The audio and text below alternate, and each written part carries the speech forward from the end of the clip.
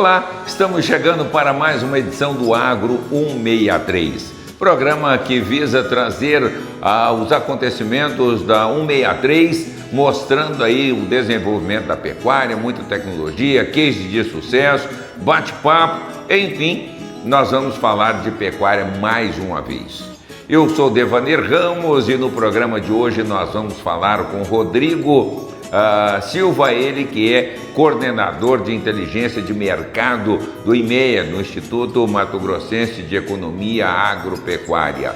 Nós vamos falar também com o Rodrigo Paro, ele que é produtor rural, diretor de planta frigorífica no Pará, grande conhecedor lá de Novo Progresso. Nós vamos trazendo todas essas informações. E um bate-papo muito bacana também com o Dr. Fábio Melo, ele que é advogado e CEO da Genética Conquista, falando sobre mercado, falando sobre uma série de outros assuntos aí. Tudo isso e muito mais na edição de hoje do Agro 163, que começa agora.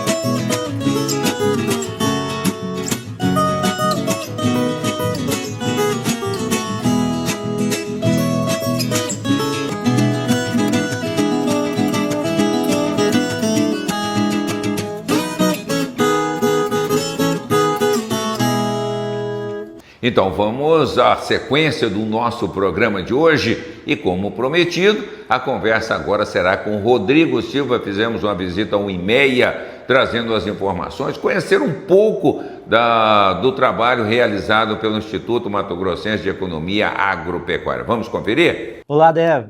Muito obrigado pela oportunidade. É sempre um prazer falar contigo e com todos que estão nos escutando. E falar do IMEA, o Instituto Mato Grossense de Economia Agropecuária, é um prazer. Estou aqui há quase 2 anos como coordenador e é um projeto, é um instituto que eu peguei um grande carinho. Sempre tive admiração quando estava lá em São Paulo e ter a oportunidade de trabalhar aqui foi, acho que, uma coisa incrível para mim, para minha carreira, lá tanto pessoal quanto profissional. Então, o IMEA, respondendo essa pergunta de como ele surgiu em 1998. Ele surgiu naquele momento como um departamento técnico dentro da FAMATO.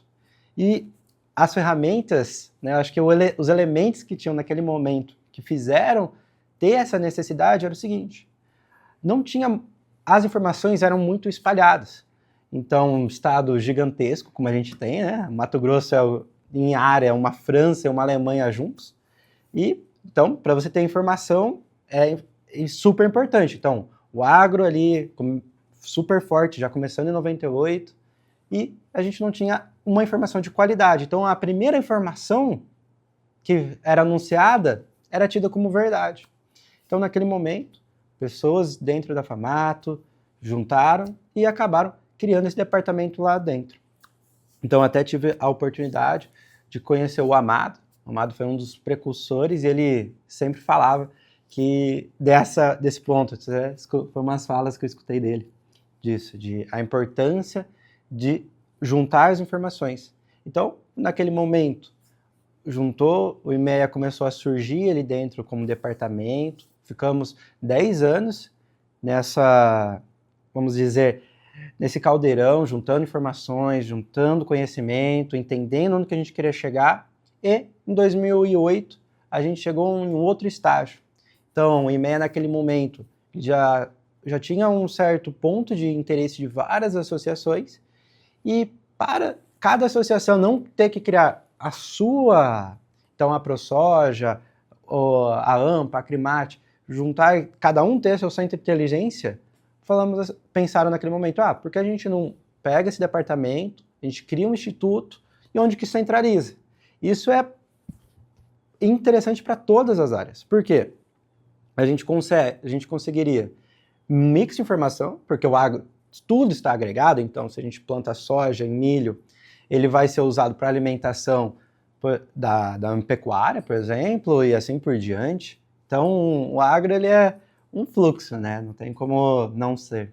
Então, é muito importante, naquele momento, foi essa ideia de juntar em um instituto, onde que a gente conseguiria ter toda essa informação e, além do mais, ter uma certa isenção e autonomia, no qual a gente consegue conversar e ser respeitado por produtores e por empresas, trades e assim por diante, que às vezes é um desafio até de consultorias e outros lugares. Então o Instituto ele tem aquela visão, bem, é o que é.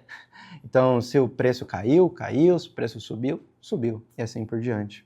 Então o IMEA em 2008 ele tomou essa robustez. E a partir de então, a gente foi tendo crescimento. Cada ano que passava, aumentava-se as cadeias, aumentava-se as pessoas. Então, a gente conseguiu ter naquele momento o IMEA saindo como departamento, virando um instituto. E ganhamos mantenedores, a Famato, a própria Famato, a AMPA de algodão, a ProSoja e o Acrimate com pecuária. Passou-se bons anos até a gente chegar em 2024, que a gente ganhou mais um mantenedor, que é a Prosmate, e então, durante todos esses anos, o IMEA foi desenvolvendo novos projetos, um novo corpo, tanto que hoje a gente tem 42 pessoas aqui dentro do IMEA, fazendo análise de todo o setor agropecuário, então, do soja, milho, algodão, pecuária de corte, leite, suinocultura, custo de produção dessas atividades, parte de sementes, o levantamento desses preços, parte de logística, geoprocessamento, conjuntura econômica, a parte de marketing, é claro, a parte de estatística, temos diversos estatísticos aqui, onde que nos auxiliam para a nossa amostragem sempre, nossos dados, ficarem os mais reais e fidedignos possíveis. Logo, com todos esses indicadores que a gente tem, o nosso corpo que a gente tem, hoje o IMEA, a cada 2 anos, ele faz um projeto chamado Outlook. Tenho até um aqui para te mostrar, Debo. Esse livro, a gente mostra as projeções para os próximos 10 anos das principais atividades agropecuárias aqui de Mato Grosso. E esse projeto, ele é muito interessante, porque ele junta todos os setores do IMEA. Então, a parte de geoprocessamento, no qual a gente consegue avaliar as áreas, né, de soja, milho, algodão e pastagem.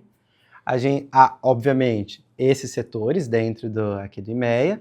A parte de estatística nossa, para fazer as projeções para os próximos 10 anos do quanto vai crescer o agro aqui dentro de Mato Grosso. E tem vários fatores que eu acho bem interessante, que eu posso ficar aqui horas explicando, mas vou me conter aqui por hora. Mas o ponto que a gente quer mostrar é que a gente consegue crescer e muito em produtividade, em produção, sem derrubar uma árvore sequer. Como eu quero dizer com isso? Hoje, esse aumento que a gente pensa em agricultura é em cima de pastagem, nas áreas de pastagens que a gente tem aqui. Então, a gente mantém as nossas áreas de florestas remanescentes e onde que a agricultura vai crescer é em pastagem, um movimento natural que a gente vê quando a gente anda por aqui. Aí você me pergunta, Debo, e a pecuária, meu Deus? Vai perder área? Vai perder pastagem? Não. O que a gente vê nos últimos anos? Um aumento de produtividade. Aí melhoramento genético, reforma de pastagem, ou melhor, manutenção de pastagem, e o DDG entrando agora, né, com as usinas de etanol, estão melhorando a suplementação, ficando mais barato. TIP, por exemplo, que é algo, um meio de produção magnífico, né, que a gente consegue ganhos igual de confinamentos, não melhores, e com custo muito mais baixo. Então, nesse material, que ele está disponível online, depois eu posso te passar aí para compartilhar com todo mundo, a gente consegue mostrar isso, esse crescimento do agro em cima de área de pastagem e ainda a pecuária, ela crescendo do jeito que a gente conhece, respeitando o ciclo pecuário, que a gente sabe os momentos de alta, baixa, que a gente pode falar daqui a pouco também, né? Mas é isso, é um projeto que a gente faz a cada 2 anos, em parceria com o IAGRO, que ele fomenta a gente, para desenvolver, trazer informação de qualidade do que já foi, que a gente já tem, e também já projetando. Isso é bom pensando em investidores, como a gente pode se planejar, como o Estado pode pensar, porque todo esse aumento de produção precisa escoar, a gente sabe que está no centro da América Latina, então para escoar a gente precisa muito ainda de rodoviária, então como que a gente pode se planejar e assim por diante. Então acho que todos os setores que estão direto ou indiretamente envolvidos, esse projeto é fenomenal. Então é isso, Deva, acho que eu comentei para dar uma pincelada em tudo que é o IMEA, o Instituto. Nosso site imea.com.br, vocês podem acessar diversos outros relatórios, podem entrar em contato por meu e-mail do IMEA, ligar aqui, que a gente sempre está disponível para o produtor e para todo o setor. Muito obrigado, Rodrigo, pelas preciosas informações. É sempre importante, já que o IMEA é o único instituto que faz todo esse trabalho a nível nacional. Então, ótimo esse trabalho. Nós vamos a um breve intervalo comercial e já volto com a sequência do nosso trabalho. E eu sigo falando aí com o Rodrigo Silva, toda essa realização.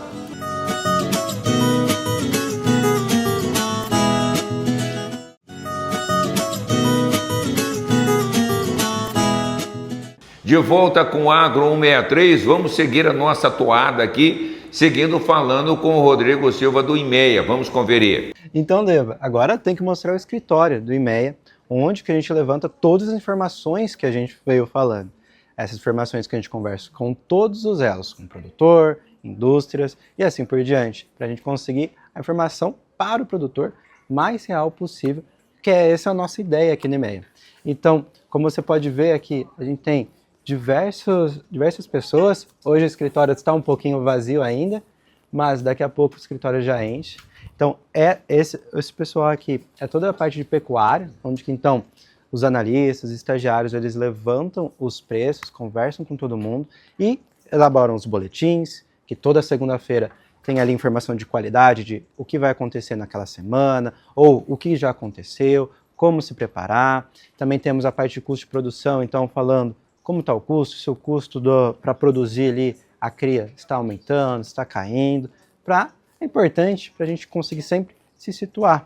Então, temos diversas pessoas, não só da pecuária, também logística, geoprocessamento, conjuntura econômica, agricultura, claro, o pessoal de custo de produção que eu mencionei, a pessoal da estatística que a gente conversou já. Então, com isso, a gente consegue um material de qualidade para o produtor em prol disso. Os números que a gente vê atualmente, começo do ano é sempre aquilo, produtor não sabendo o preço, negociar, os frigoríficos, final de ano, alongaram bastante as escalas para ter escala para enfrentar ali a virada do ano. Então, começo do ano sempre é aquilo, o produtor ele sente que não tem uma baliza. Então a gente viu, começo do ano, boi ali a 320, a gente viu uma certa alta em relação ao ano passado. As escalas, elas estavam bem cortadas no começo do ano, a gente começou ali escalas em 5 dias, e eles estão nesse movimento agora de compra bastante dos frigoríficos, tentando alongar essa escala para eles se sentirem mais seguros nas suas negociações. Então, nesse começo do ano é isso, todo mundo buscando uma baliza, a gente está com bastante chuva, isso tem ajudado quem está com uma pastagem boa ali, segurar o boi no pasto. Quem está com reposição, então, um pouco mais parado, negociação, que dá para segurar um pouco mais, já com o preço do boi gordo. Quem sofreu ali em 2023 e o começo de 2024 com preços bem baixos, agora com preço ali 300 já sente mais seguro para segurar um pouco mais, para tanto reposição quanto boi gordo, para negociar da melhor maneira. Então, começo do ano, a gente está esperando isso. A gente sabe que agora ali até março, mais ou menos, abril, pode ter um certo descarte de matrizes que não foram emprenhadas, podendo ali aumentar um pouco a oferta, mas não muito, o que pode fazer o preço ir para baixo. A gente acredita que deve ali nesse começo do ano, esse primeiro trimestre, o preço ir bem lateralizado, né, de lado, que a gente até chama. E ali, pro decorrer do ano, aí sim a gente acredita em altas, visto que ano passado foi um abate recorde que a gente teve aqui em Mato Grosso. Então, e batendo muita matriz, muita fêmea, coisa que a gente nunca bateu tanta fêmea. Então, que elas vão elas em teoria iam produzir bezerros e assim por diante. Então a gente pode sim, mais para frente, ver uma falta, né, da oferta dessa bezerrada para negociações, o que pode impulsionar os preços, que a gente já vê. Inclusive, nas quintas-feiras a gente solta os preços da semana de todas as categorias de reposição. Então, no site do IMEA, você pode acessar diversas informações, os nossos indicadores de preço, seja da parte de pecuária, na parte de agricultura. Na pecuária a gente tem, além de preços, escala, nível regional, preços de boi gordo a nível municipal, soja e milho a mesma coisa, algodão também. E assim, o produtor ele consegue acessar de maneira fácil e rápida os nossos principais indicadores. E também temos diversos relatórios no nosso site, como eu falei já do boletim, comercialização, oferta e demanda, para ele poder se situar para saber como está o mercado, se o preço tende a subir, ficar estável ou até cair. Então, um projeto que a gente tem hoje, agora mudando acho que um pouco a seara, um projeto que a gente tem hoje sobre isso, sobre a produtividade na agricultura agora, de soja e milho, que é o projeto IMEA em Campo, no qual que a gente avalia as lavouras de todo o Mato Grosso. Então a gente percorre, a nossa estimativa agora para essa etapa da soja é percorrer mais de 15 mil quilômetros, mais de 700 amostras, e eu estou com algumas amostras que chegaram ontem, a equipe trouxe ontem. Então, nessas amostras, a gente colhe a soja em alguns pontos, em vários municípios do Mato Grosso, e com ela a gente consegue calcular a produtividade. E como que a gente faz o cálculo de produtividade aqui do IMEA? Eu acho um material bem interessante e bem robusto, que a gente consegue todos os 3 pontos importantes. A gente conversa com as indústrias do que as trades estão vendo de produtividade ali na região deles, no polo deles, na praça deles. A gente entrevista os produtores, então ano passado a gente entrevistou mais de 1.300 produtores, e nós mesmos vamos fazer avaliações agronômicas em todos os municípios produtores, praticamente, aqui de Mato Grosso. Então, com essas 3 informações, a gente junta, faz a estatística para conseguir um indicador mais apurado possível. E logo mais a gente vai disponibilizar esses dados para todos, inclusive semana que vem tem mais rotas, então enquanto tiver tendo ainda a colheita de soja, a gente vai estar avaliando. Ao final, a gente vai elaborar e vai divulgar, vamos fazer eventos, vamos fazer tudo para trazer essa informação de qualidade para todos. Então, com isso, apresentei aqui, eu dei uma palhinha, né, Deva, sobre como que é o IMEA, como a gente opera, a nossa transparência, a gente está sempre disponível nos nossos e-mails, ligar aqui, ou vir fazer uma visita, a gente fica aqui no Sistema Famato, no prédio da Famato, então sempre tem convidados para conversar conosco. Então, um prazer conversar com você, Deva, com todo mundo que está aqui nos assistindo. Um grande abraço e até a próxima. Muito obrigado mais uma vez, Rodrigo, pelas preciosas informações. Nós vamos a um breve intervalo comercial e, na sequência, nós vamos falar com o Dr. Fábio Melo, ele que é CEO e advogado da Genética Conquista, e também com Flávio Paro, lá de Novo Progresso, no Pará. Já voltamos.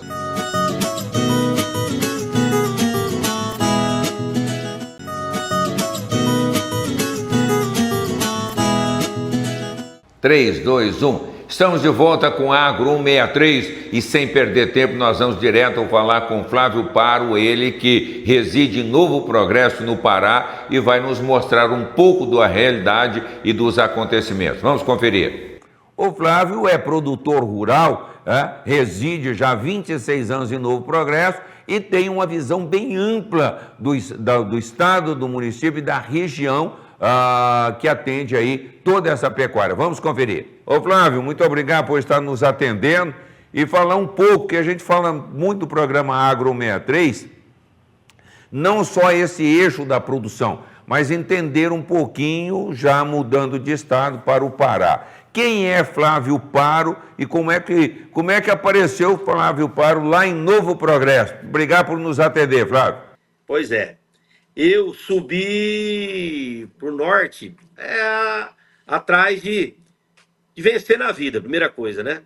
E novas oportunidades. Eu subi em 99, formei em 96, em 99 já subi para o norte, atrás de novos horizontes, e encontrei Novo Progresso. Pará, Novo Progresso, as margens da BR-163, né?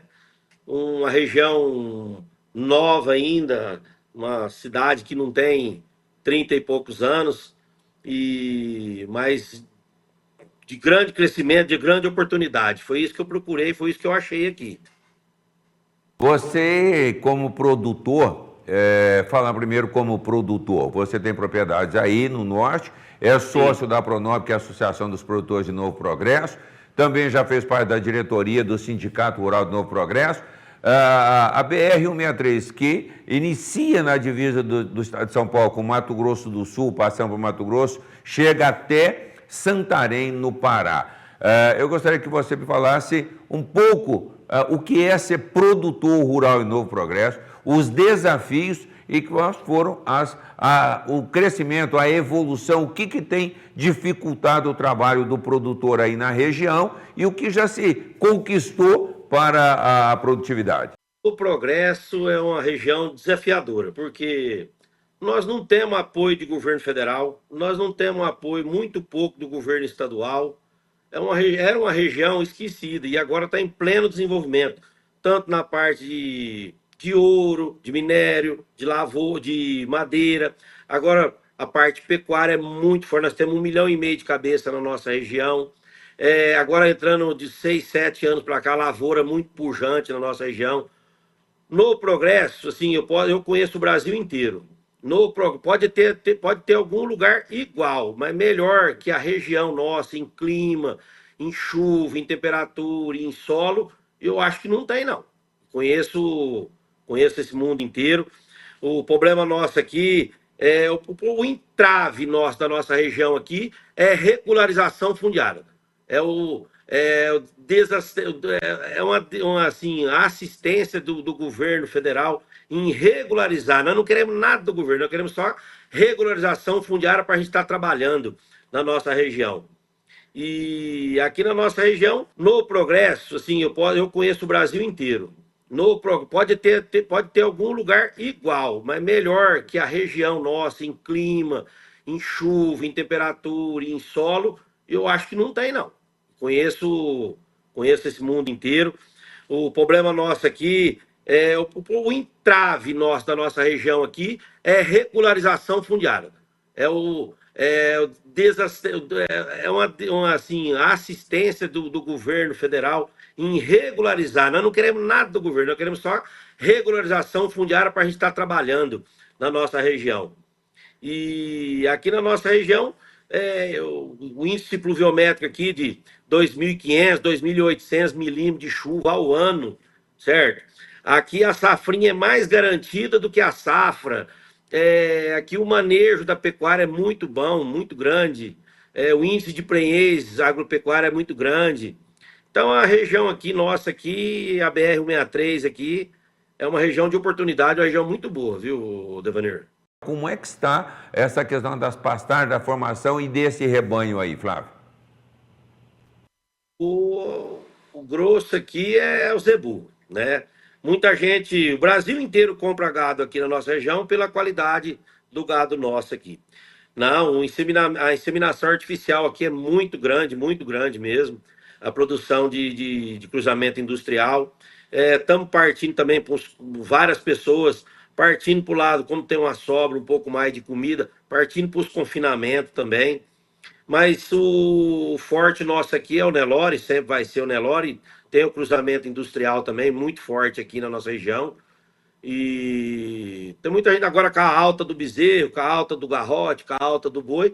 Muita gente vai diminuir os abates de fêmea, que foi muito grande, viu? Aí foi um reflexo que aconteceu em vários estados, o Mato Grosso também passou por esse processo, o estado de São Paulo, enfim, o Brasil todo passou por esse processo de abate de fêmea muito forte. Significa que nós teremos aí, num curto espaço de tempo, uma diminuição na oferta, principalmente de machos, né, para o mercado como um todo. Agora, em termos de estrutura, para quem está nos acompanhando em outros estados da União, o que o Pará, o que Novo Progresso, Castelo do Sonho, Moraes de Almeida, enfim, essa rota da produção aí tem para oferecer aos novos produtores, às pessoas que queiram conhecer e desbravar como você fez alguns anos atrás? Devanir, A região nossa aqui, o Pará, é muito grande, né? Nós temos uma malha de compra hoje bovina aqui. Nós compramos desde a divisa do Pará com o Mato Grosso e vamos até Santarém, até Rurópolis, até Uruará, Itaituba, Trairão. Então nós temos um raio de 700 quilômetros ao norte e 400 quilômetros sentido divisa do Mato Grosso na BR-163. Então, a estrutura nossa aqui é muito grande para absorver esse contingente tudo da pecuária. Hoje aqui temos vários silos. O frigorífico aqui abate 500 cabeças ao dia, de segunda a sábado.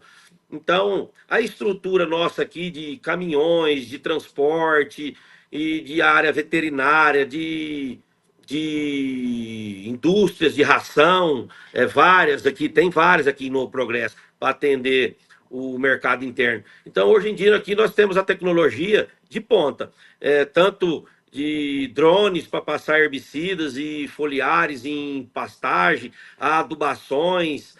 Então, a tecnologia nossa aqui é de ponta hoje, nós não estamos mais para trás e atrasado, não. Certo, isso é importante, Flavinho. Eu aproveitei essa estada sua, essa sua participação, justamente para que a gente possa mostrar, porque muitas vezes o que se mostra para outros estados da União é só a parte menos favorável ao produtor. E o estado tem uma condição, sim, tem propriedades todas 100% legalizadas, tudo em ordem, muitas áreas documentadas, pronta para serem utilizadas por outros investidores. Então, o que nós queremos é trazer e mostrar isso, que é uma nova fronteira pecuária, agrícola, porque você falou de agricultura, falou de pecuária, o Estado está pronto e vocês aí, como empresário, como dirigentes sindicais, estão aptos a receber o pessoal que queira conhecer um pouco mais dessa região, né, Flávio? Não, vixe, aqui nós estamos de braços abertos para atender quem quiser. O frigorífico aqui que nós estamos na frente aqui está disponível para atender. E a cidade é muito boa para atender as pessoas. E a tecnologia hoje aqui existe aqui, não somos mais fim de mundo, graças a Deus. E estamos firmes aqui há 26 anos. E a pecuária esse ano e o ano que vem, a gente estamos acreditando muito nela. Não tem o que ter medo esse ano e o ano que vem na parte de pecuária. E as outras coisas acontecem naturalmente, né, Deva? O pessoal vem para cá, conhece e tem muita gente querendo investir na região. E apesar das dificuldades, né, que a gente não pode negar, mas aqui com todas as dificuldades, o Progresso sempre cresceu, até hoje. Dificuldade é quando falta chuva aqui, aí não é o caso, né? Mais de 2.600 milímetros ano, então tá fácil, tá bom dizer. Eu gostaria que você então deixasse uma mensagem aí para as pessoas que estão nos acompanhando. Um outro detalhe importante é que o produtor da região do Pará faz um trabalho de vanguarda como a empresa que você representa, mas com muito respeito à sustentabilidade, que é um assunto importante. Produzir na Amazônia, o produtor brasileiro sabe fazer isso e sabe respeitar o meio ambiente e respeitar os animais também, né, Flávio? Não, com certeza, Deus. A parte de sustentabilidade, estamos cada vez mais aprimorando, porque não é do dia para a noite que o produtor rural se adequar às novas legislações, mas nós estamos aqui abertos para atender o pessoal que queira vir, que queira conhecer a nossa região. Estamos aqui à disposição, tá, Deva? E quem quiser vir para cá conhecer a região aqui, estamos à disposição. E tem que só agradecer a vocês a estar divulgando aí, ao Agro 163, está divulgando a nossa região, viu? A gente fica muito lisonjeado de vocês ter lembrado da nossa região aqui, que temos pouca gente que é divulgado, a mídia, a propaganda sobre a nossa região. Só tenho a agradecer a você, viu, Devanir, e sua equipe, viu? Muito obrigado, Flávio, pelas informações, sucesso, bons negócios sempre. Nós vamos a um breve intervalo comercial e, na sequência, já estamos encerrando, fechando o Agro 163 de hoje, mas vamos conferir um bate-papo com o Dr. Fábio Melo. Já voltamos.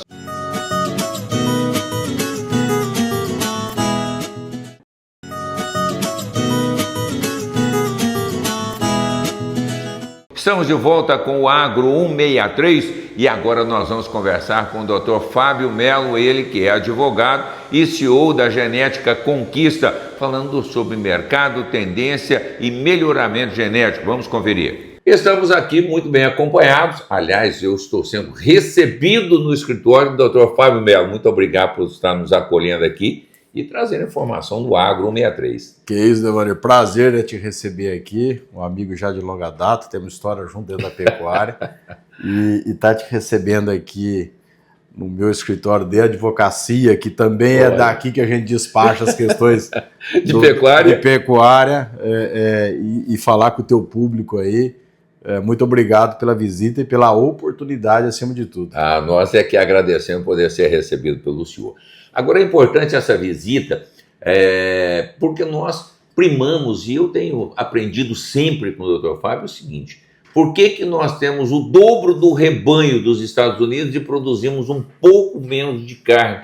Aonde que estão os gargalos? Então, muita coisa nós vamos falar aqui de melhoramento genético, de utilização de touros melhoradores, o porquê dessa utilização, como utilizar e principalmente como entender as réguas de débito que os programas de melhoramento genético estão produzindo aí em larga escala para o pessoal. O senhor, como produtor de genética, entende isso e gostaria da transformação do mercado para ampliarmos as nossas janelas.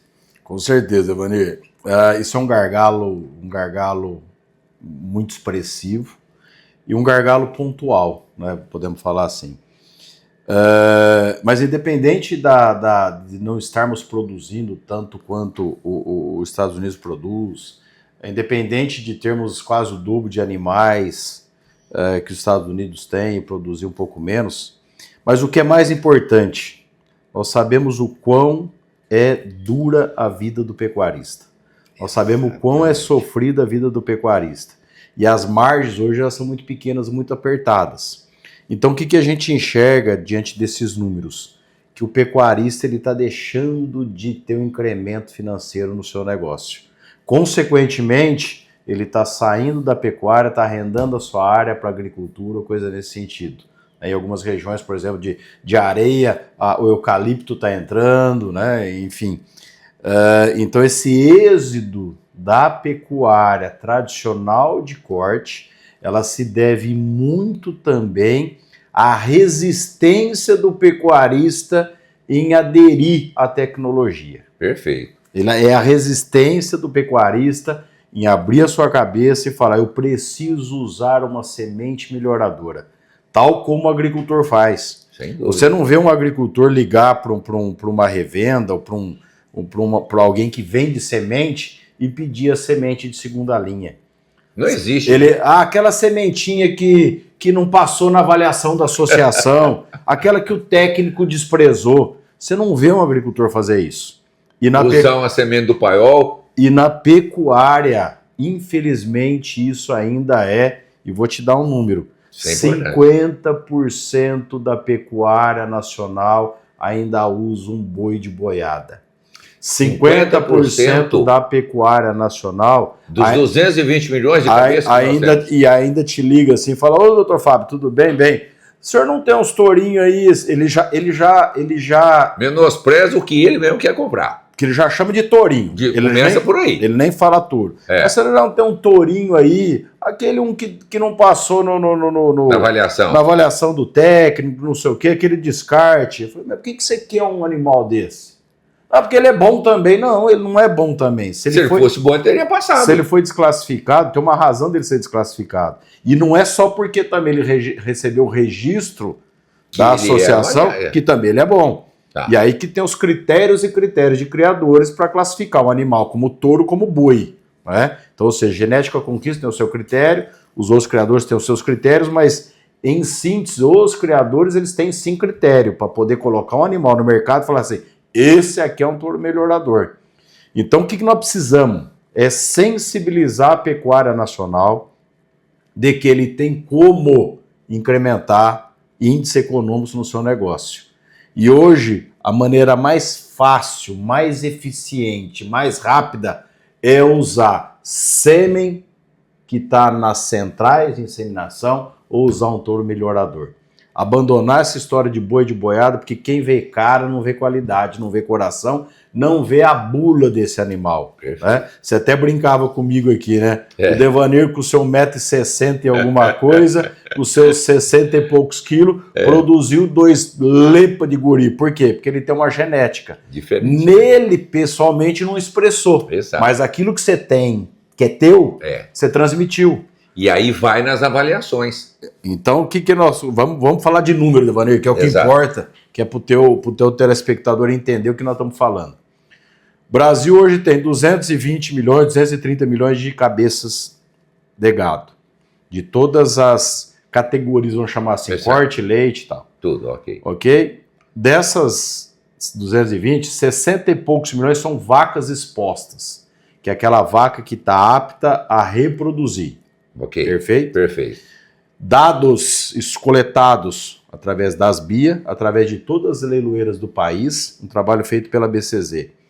Dessas 60 e poucos milhões de cabeças, 15 milhões foram emprenhadas com uso de sêmen e repasse de touros. 15 milhões. 15 milhões. Ou seja, 25% do rebanho de fêmeas. Perfeito. Os outros 25%, que representa 15 milhões de cabeças, foram emprenhadas com touros melhoradores, que é o touro que nós produzimos, que os selecionadores produzem. Ok? Ok. Aí eu faço um parênteses com um hiato.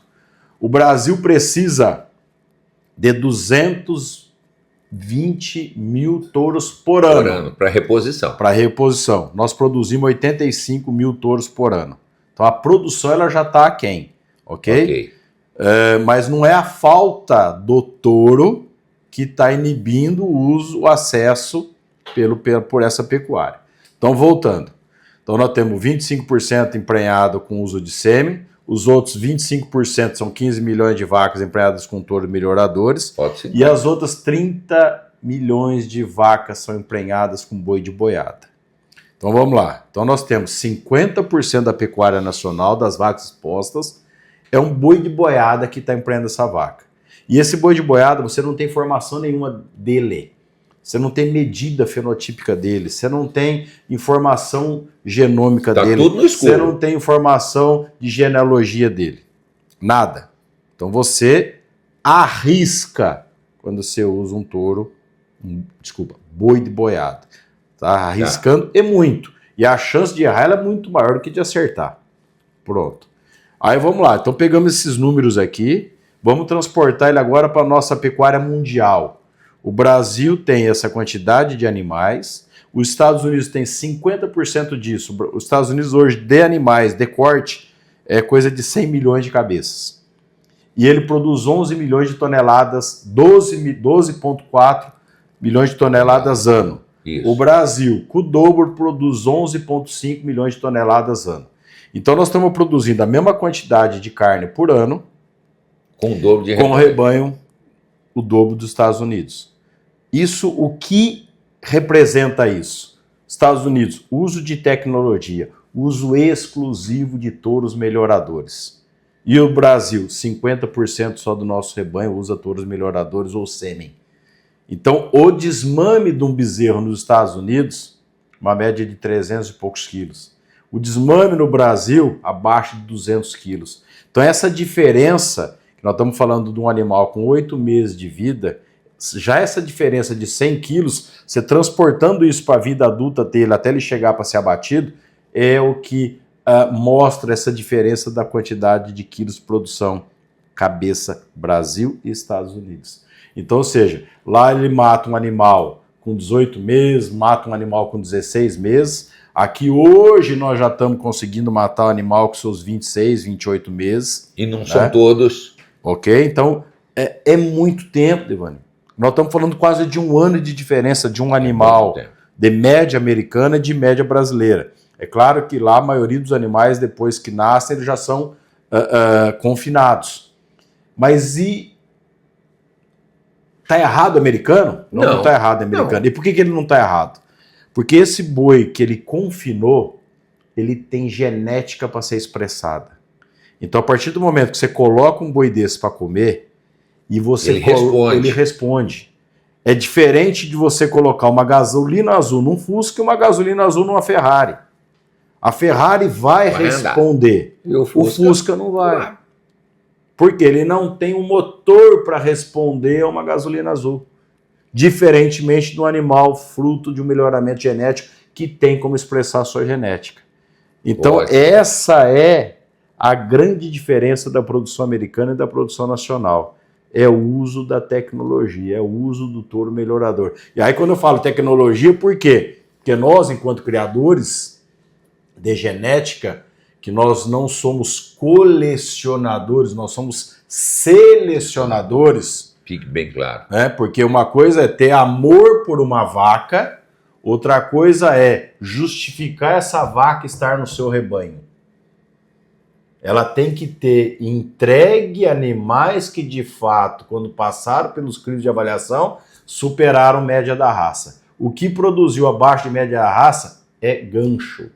Então, o selecionador não pode ter amor por animal. Porque ela vai ficar produzindo sempre o animal inferior ao que você busca. E hoje nós temos no mercado, considerando os programas de melhoramento genético, as informações que são disponibilizadas, que a grande maioria que trabalha com critério tem essa informação para ser disponibilizada, você faz compras assertivas.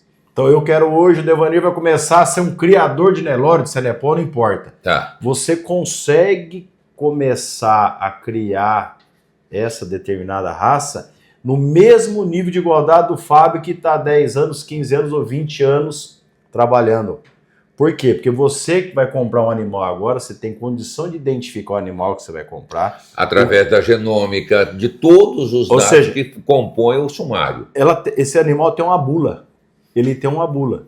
E quem compra genética, o que ele compra? Ele compra o tempo. Compra o tempo. Quem compra genética, Devanir, compra tempo. Então, você que vai comprar uma doadora, você que vai comprar um embrião, ele está comprando o trabalho de todos esses 10, 15, 20, 30 anos daquele selecionador. Essa conversa nossa, doutor Fábio, nós vamos nos próximos programas trazer novas visões, porque é importante esse acompanhamento e saber que produção de genética é importante para não só o melhoramento do seu rebanho, mas também ajuda na rentabilidade do seu negócio. Nós vamos ficando por aqui, agradeço a sua preciosa companhia, tenham todos um ótimo dia, fiquem com Deus e até o próximo. Tchau, obrigado.